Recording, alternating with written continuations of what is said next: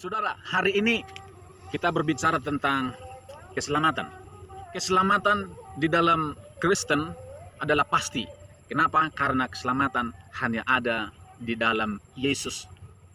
Bapak Ibu Saudara yang dikasihi oleh Tuhan, setiap orang Kristen yang percaya kepada Yesus, mestinya dia yakin bahwa dia selamat. Kalau dia tidak yakin bahwa dia belum selamat, itu Kristen KTP, Kristen tanpa pertobatan, Kristen agamawi.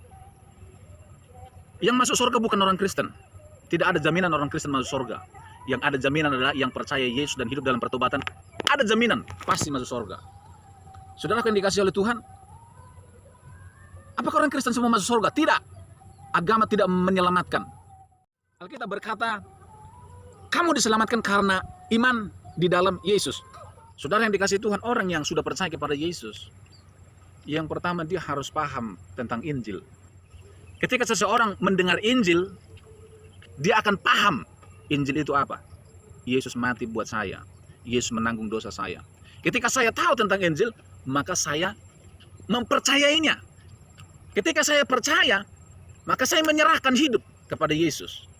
Jadi kata percaya sebenarnya bukan cuma di mulut, tapi kata percaya itu ada unsur penyerahan dia kepada Tuhan. Jadi bukan sekedar aku percaya Yesus, tapi mulutnya, hatinya tidak, tindakannya tidak. Itu tidak menyelamatkan. Kepercayaan yang dituntut Tuhan yang menyelamatkan adalah kepercayaan ketika aku percaya kepada Yesus dengan segenap hatiku, kekuatanku, jiwaku, seluruh hidupku. Aku menyerahkan hidup kepada Dia dan saya tinggalkan dosa. Saya hidup dalam pertobatan.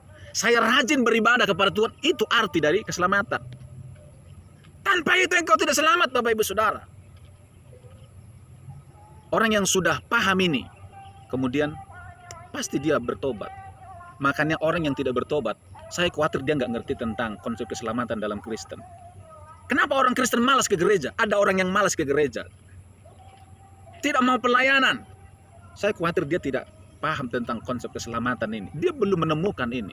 Orang yang sudah menemukan ini, saudara, wah hidupnya luar biasa. Pasti, saudara.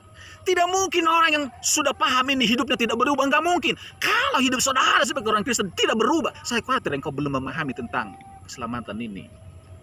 Saudara yang dikasihi Tuhan, perubahan itu bukan karena disuruh. Perubahan itu sebenarnya datang dari dalam. Ketika kita menemukan Yesus di dalam hidup kita, pasti berubah. Gak usah disuruh doa, gak usah disuruh baca Alkitab, gak usah disuruh ke gereja, gak usah disuruh pelayanan, pasti dia akan lakukan itu. Kenapa? Karena dari dalam. Kalau masih disuruh-suruh, kalau bukan datang dari hatinya, itu belum mengerti apa-apa. Perlu bertobat, perlu belajar kembali, perlu dengar Injil kembali.